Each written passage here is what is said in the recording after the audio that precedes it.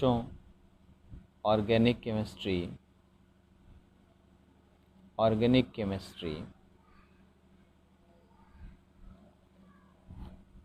Chapter 10 hello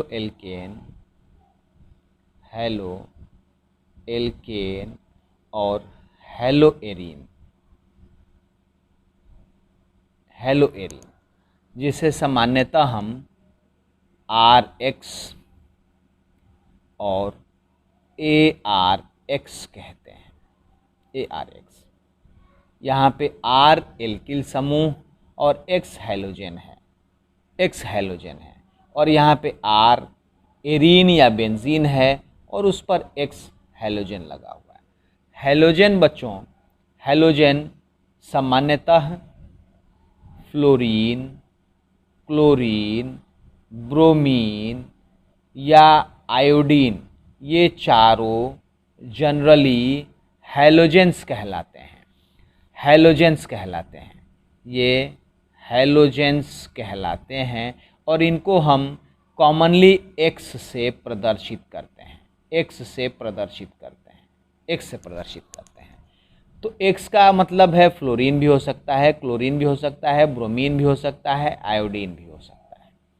ये चार halogen परिवार के सदस्य हैं जिन्हें हम X से प्रदर्शित करते हैं। अब हम हेलो एल्केन R एल्केन से एक हाइड्रोजन निकालने पर एल्किल प्राप्त होता है। एल्केन से हम एक हाइड्रोजन निकाल देते हैं तो हमें एल्किल प्राप्त होता है, जिन्हें सामान्यतः हम R से प्रदर्शित करते हैं। अब मान लीजिए मेथेन है, एल्केन का पहला सदस्य मेथेन है। हमने मेथेन से एक हाइड्रोजन निकाल दिया तो हमको मेथिल प्राप्त हो गया। उसी तरह से एथेन है, C2H6, हमने एक हाइड्रोजन निकाल दिया तो हमको C2H5 एथिल प्राप्त हो गया। C3H8 प्रोपेन है, हमने एक हाइड्रोजन निकाल दिया तो हमको C3H7 प्रोपिल प्राप्त हुआ, ये प्रोपिल हो गया। इसी तरह से ब्यूटिल, पेंटिल, हेक्सिल, हेप्टिल हमको प्राप्त हो सकता है। तो ये R जो है वो इसी एल्किल समूह को प्रदर्शित करता है। सामान्यतः हम इनको एल्किल हैलाइड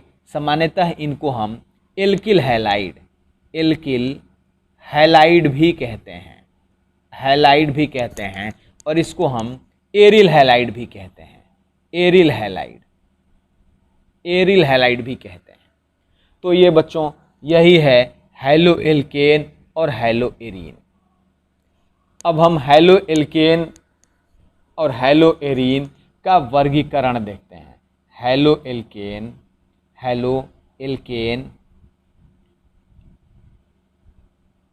एल्केन तथा हेलो एरीन का वर्गीकरण देखते हैं। बच्चों, इनको दो आधार पर विभाजित किया जा सकता है। हैलोजन परमाणुओं, पहला जो है वो हैलोजन परमाणुओं की संख्या के आधार पर, हैलोजेंस की संख्या के आधार पर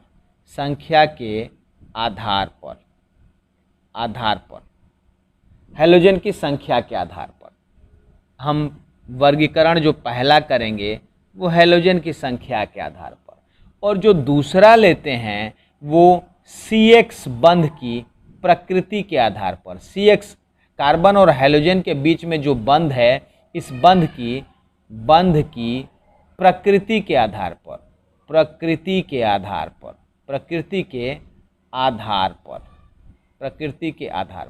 ये दो आधार पर हमने हेलो एल्केन और हेलो एरीन का बंटवारा, वर्गीकरण, क्लासिफिकेशन किया गया है।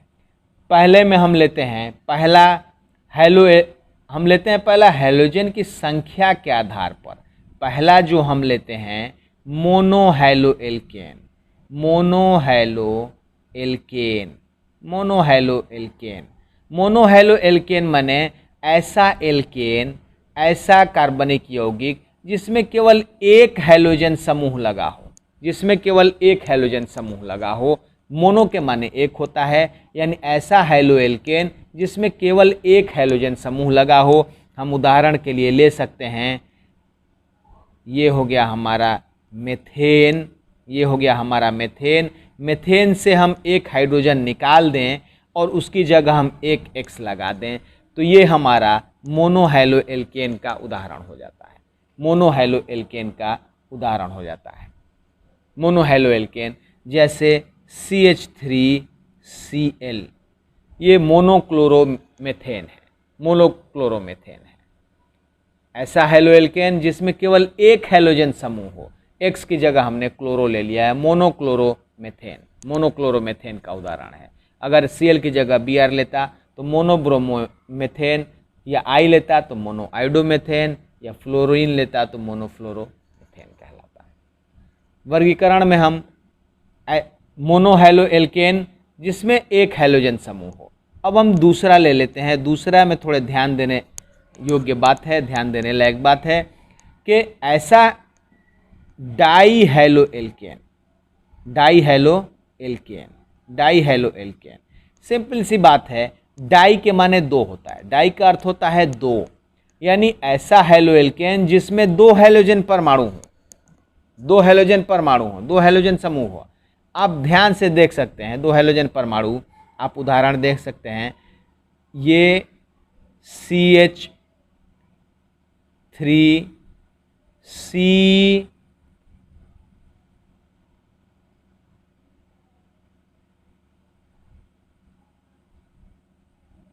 XHH, और इसको हम दो कर देते हैं और एक X यहाँ पे ले लेते हैं। तो आप देख सकते हैं कि CH2 एक हैलोजन परमाणु यहाँ है और एक हैलोजन परमाणु यहाँ है। एक और कंडीशन इसमें आ सकता है कि हम इसको ले लें CH3 और इसको ले लें CX, ये हो गया H और यहीं पे हो गया X। ये दो कंडीशंस हो सकते हैं।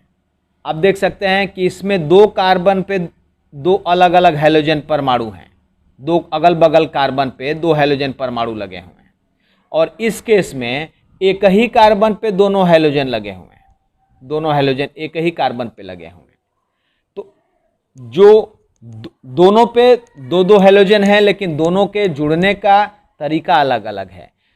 तो इस तरह का जो दो हैलोजन परमाणु अगर एक ही कार्बन परमाणु पर लगे हों, एक ही कार्बन पर लगे हों, तो इसको जेम बोलते हैं या जेमिनल बोलते हैं, geminal dihalide, geminal di halo alkane, halo alkane, या जेमिनल डाईहैलो एल्केन, या शॉर्ट फॉर्म में जेम बोलते हैं, जेम बोलते हैं।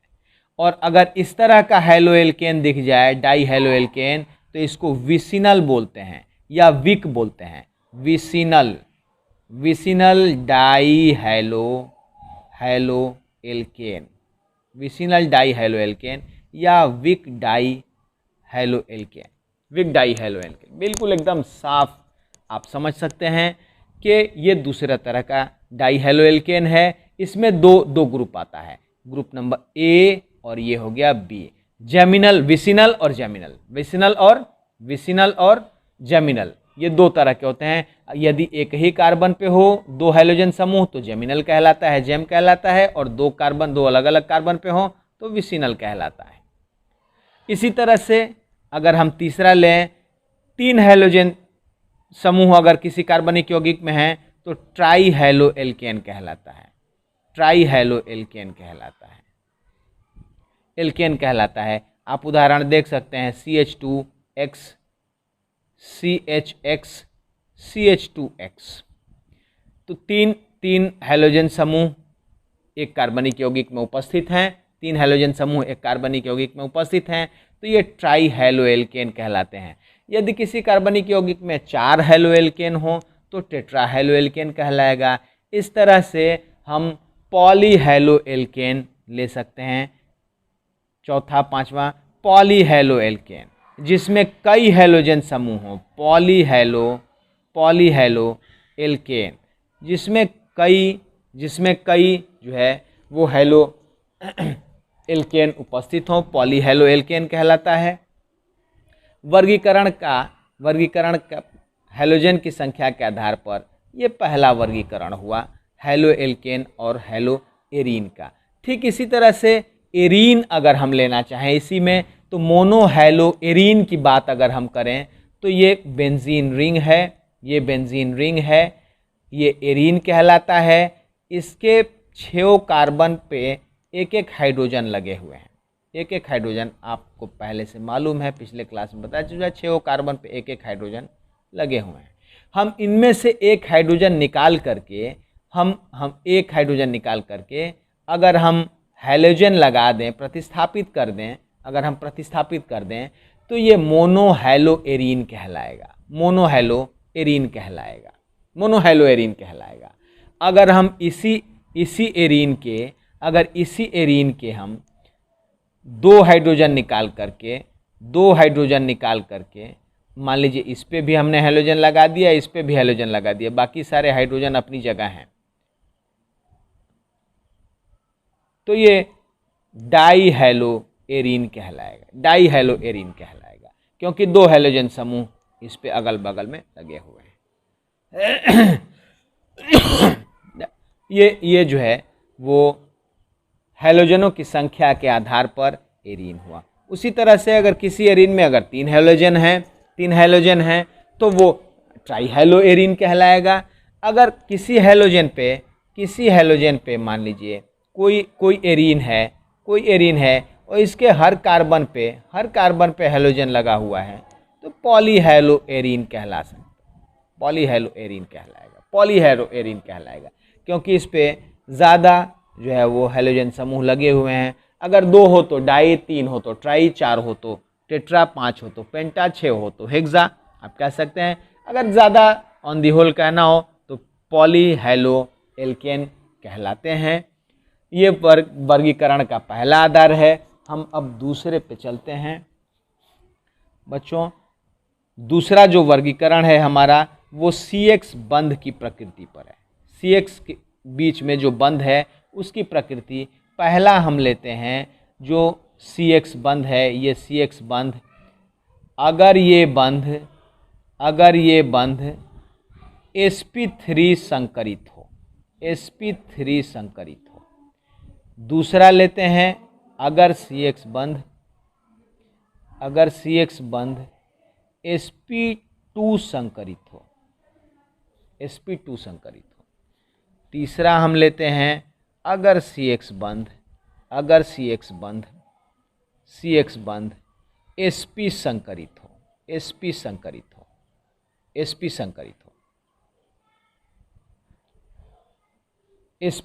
हो। संकरण आपको 11th क्लास में पढ़ाया जा चुका है। sp संकरित हो। आप पहले का उदाहरण हम लेते हैं, ध्यान से देखिए।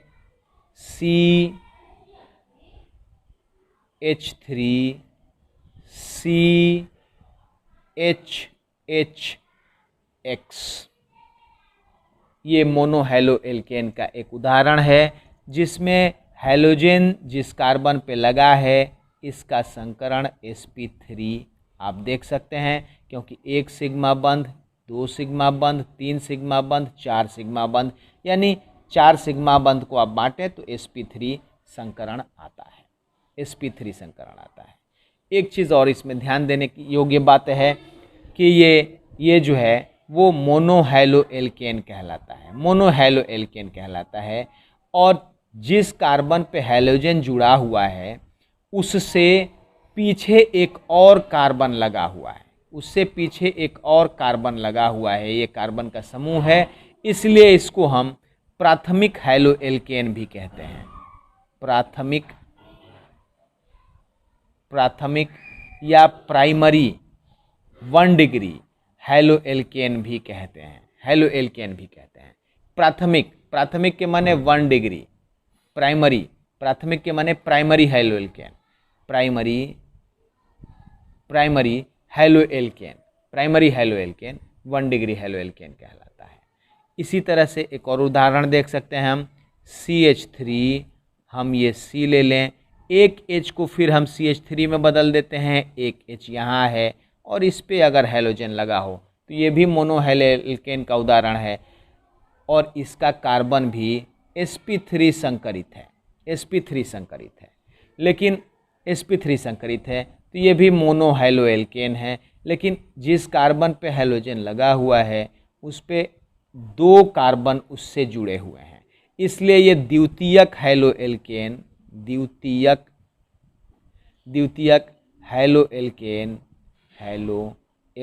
कहलाता है। द्वितीयक को हम 2 डिग्री भी लिखते हैं, सेकेंडरी हैलो एल्केन।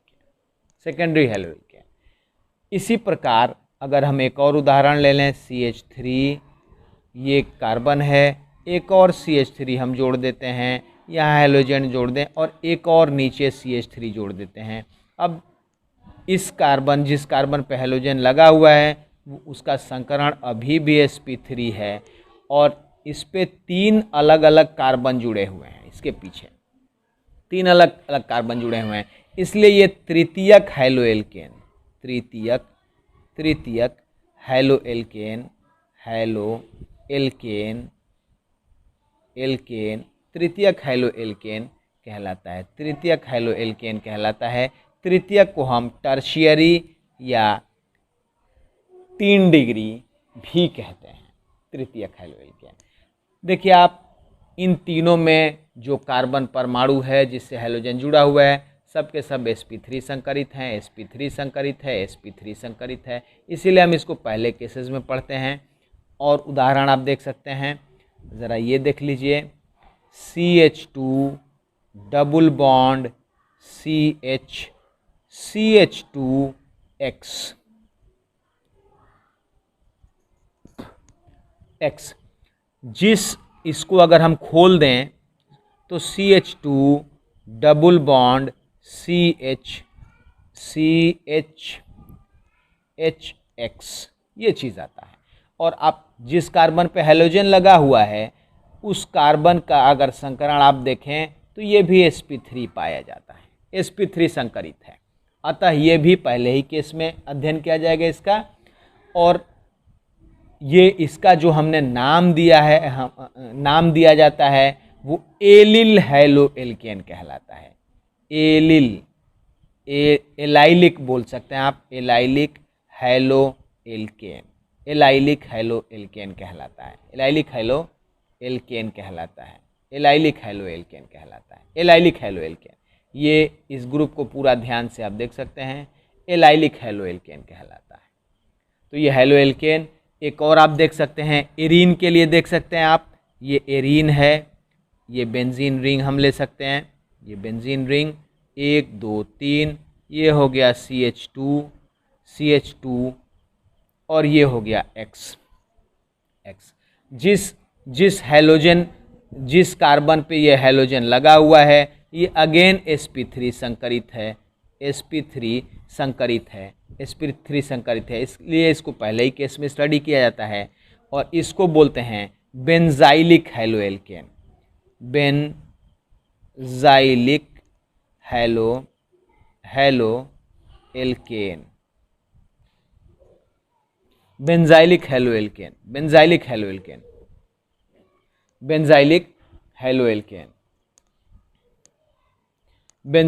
एल्केन।